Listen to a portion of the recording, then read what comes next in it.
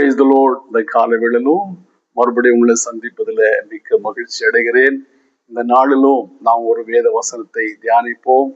ஏசாயா 30 அதிகாரம் 19வது வசனம். ஏசாயா 30:19. சீயோனை சேர்ந்த ஜனங்கள் எருசலேமில் வாசமா இருப்பார்கள்.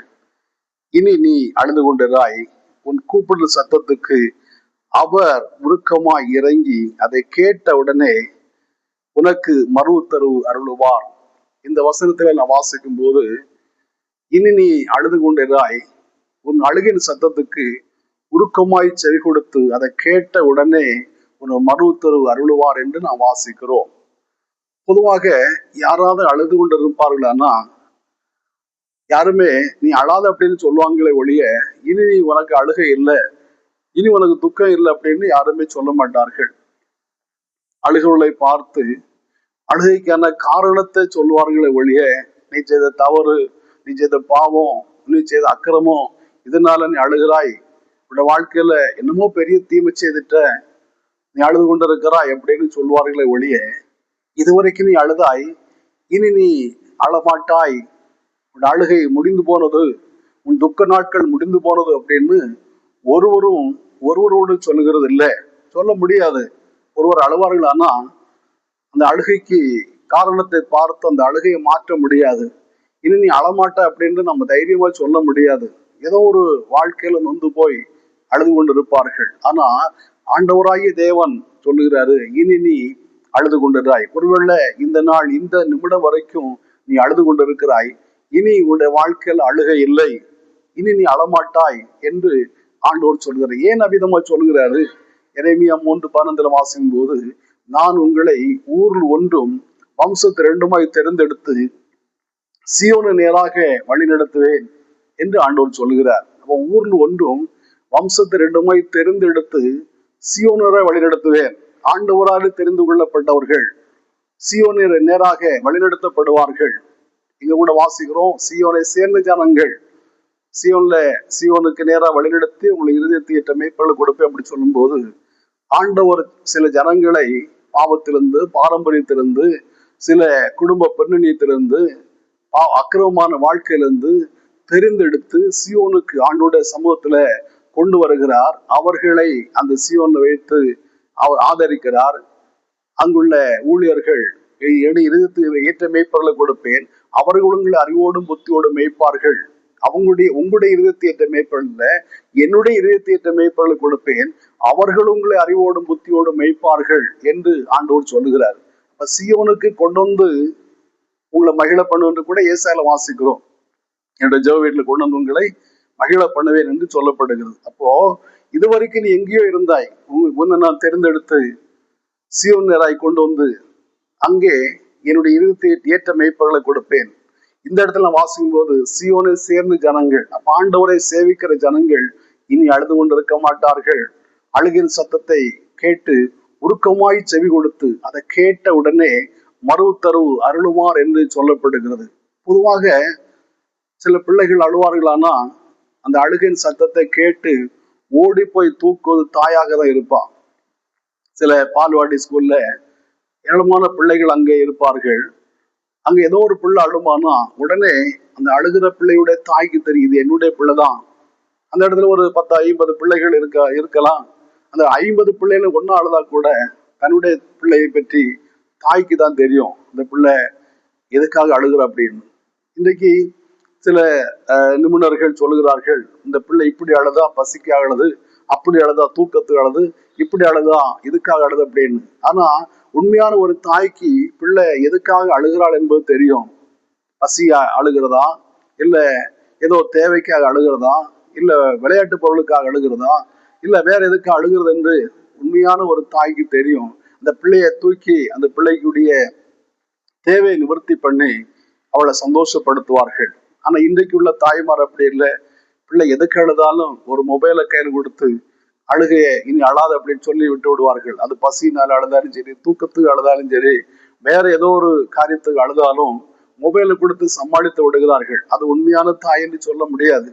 ஆனா ஒரு தாய் பிள்ளை அழும்போது தூக்கி எடுப்பாள். ஆனா ஆண்டவராகிய தேவன் ஒரு தாயை பார்க்கலும் அவர் மேன்மையானவர். ஏசாயால வாசிக்கும் போது, ஒரு தாய் தேற்றுவது போல நான் உங்களை தேற்றுவேன், நீங்கள் எருசலேமில் தேற்றப்படுவீர்கள் என்று ஆண்டவர் சொல்கிறார். ஒரு தாயை போல தேற்றுகிறதான தேவன் அந்த காலவேளையில அழுது கொண்டிருக்கிற, துக்கத்தோடு இருக்கிற நம்மை பார்த்து ஆண்டவர் சொல்கிறாரு, இனி நீ அழுது கொண்டிருந்தாய், இதுவரைக்கும் நீ அழுதாய், எத்தனையோ காரியங்களை நினைத்து நினைத்து அழுதாய், உன்னுடைய வாழ்க்கையில சம்பவித்த சில சூழல்களை நினைத்து நீ அழுது கொண்டிருக்கிறாய், உன் அழுகையை மாற்றி விடுவேன், அழுகை மாறிவிடும் என்று ஆண்டவர் இந்த காலவேளையில நம்மை பார்த்து சொல்லுகிறதை காண்கிறோம்.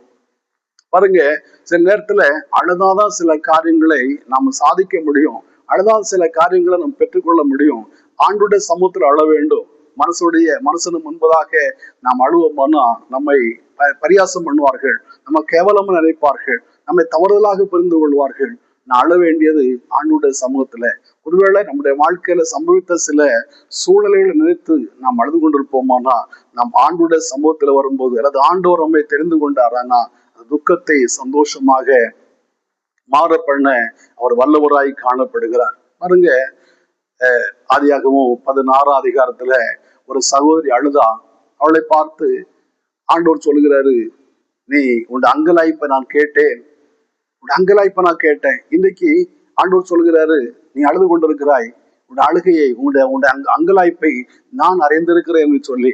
அதே சகோதரி 21ஆம் அதிகாரத்துல அழுத போது அழுதுட்டு சொல்லுகிறா, நான் அந்த பிள்ளை சாகிறது பார்க்க மாட்டேன்னு சொல்லி தூரத்துல போய் உட்கார்ந்து அழுதா. அந்த அழுகை ஆண்டவர் கேட்டார். அழுகை கேட்டு கர்த்தருடைய தூதன் வந்து சொல்லுகிறாரு, நீ எழுந்து பிள்ளை இருக்கிற இடத்துல போ. பிள்ளையின் அழுகையும் கேட்டேன், உன்னுடைய அழுகையும் கேட்டேன். அந்த அழுத இடத்துல ஒரு நீரூற்று உண்டானது. ஆபிரகாமுடைய மறுமனையாட்டியாகிய ஆகார் அழுதாள். அந்த அழுத இடத்துல ஒரு நீரூற்று, ஒரு ஆசீர்வாத நீரூற்று சுரந்தது. அவ எதுக்காக அழுதா? பிள்ளைக்கு தண்ணி கொடுக்க இல்லை, கொண்டு வந்த தண்ணி எல்லாம் தீர்ந்து போச்சு. அந்த இடத்துல பிள்ளை சாகிறதை, தாகத்தினால சாகிறதை நான் பார்க்க மாட்டேன்னு சொல்லி அழுதாள். அந்த இடத்துல அழுத இடத்துல ஒரு நீரூற்று உண்டானது. அந்த நீரூற்று இன்றைக்கு வரைக்கும் பாய்ந்து கொண்டிருக்கிறது. இன்றைக்கு அது ஒரு புண்ணிய ஸ்தலமாய் காணப்படுகிறது. அது ஒரு டூரிஸ்ட் பிளேஸாக இருக்கிறது. அநேகர் உலகத்தின் பல பாகத்திலிருந்து அந்த இடத்துல போய் அந்த நீரூற்றை பார்க்கிறார்கள். அந்த நீரூற்றுல தண்ணி எடுத்து பருகிறார்கள். பாருங்க, அது ஒரு ஆசீர்வாதமான நீரூற்று, ஆசீர்வாதமான நீரூற்று. என்னை கேட்கிற அருமை தேவனுடைய பிள்ளைகளே, உங்க வாழ்க்கையில கூட நீங்க ஏதோ ஒண்ணு நினைத்து அழுது கொண்டிருக்கிறீங்க. அழுகிற இடத்துல உங்களுக்கு ஒரு ஆசீர்வாதமான நீரூற்றை சுரக்க பண்ண ஆண்டவர் வல்லவராய் காணப்படுகிறார். எதை நினைத்து எந்த காரியத்துக்கு நீங்க அழுகிறீங்களோ அந்த காரியத்துக்காக ஆண்டவர் அங்கே ஒரு அந்த அழுகைக்கு ஒரு பதிலாக ஒரு ஆசீர்வாதத்தை கட்டளையிடுவார். அது என்றைக்கும் நிலைத்திருக்கிறதான ஆசீர்வாதம். இன்றைக்கு ஒரு பிள்ளை அழுமானா அந்த பிள்ளைக்கு ஒரு சாக்லேட்டை கொடுப்போம், கொஞ்ச நேரத்துல அது கரைந்து போய்விடும். ஆனா நீங்க அழுகிறதான உங்களுடைய அழுகைக்கு ஒரு சாக்லேட் கொடுத்தவங்களே சமாளிக்கிற தேவன் அல்ல. நீங்க ஏதோ ஒரு காரியத்துக்கு அழுகுறீங்க, அந்த அழுகைக்கான பதிலை உங்களுக்கு தந்து உங்களை மகிழ்விக்கிற தேவன்.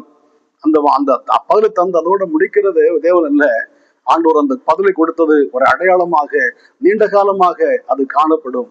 அது ஒரு ஒரு நினைவு சின்னமாக காணப்படும். நீங்க அழுகிற காரியத்துக்கு உடனே உங்களுக்கு பதில் தருகிற தேவன். இங்க நான் வாசிக்கிறோம், உன் அழுகிற சத்தத்தை கேட்ட உடனே உனக்கு இறங்கி உனக்கு மறு உத்தரவு கொடுக்கிற தேவன் என்பதாக. அப்படியானா நீங்க புரிந்து கொள்ள வேண்டியது, நீங்க அழ வேண்டியது மனுஷனுக்கு முன்பதாக அல்ல, தேவனுக்கு முன்பதாக அழ வேண்டும். மனுஷனுக்கு முன்பதாக அல்ல, கர்த்தருக்கு முன்பதாக அழ வேண்டும். பாருங்க, 2 ராஜாக்கள் 6ஆம் அதிகாரத்துல ஒரு சகோதரி ஒரு ராஜாவை பார்த்து, தேசத்தை ஆளுகிறதான ராஜாவை பார்த்து அழுது கூப்பிட்டு அழுதா. ராஜா சொல்லுகிறாரு, நான் ஒண்ணு எதிர்ந்து ரட்சிக்க முடியும்?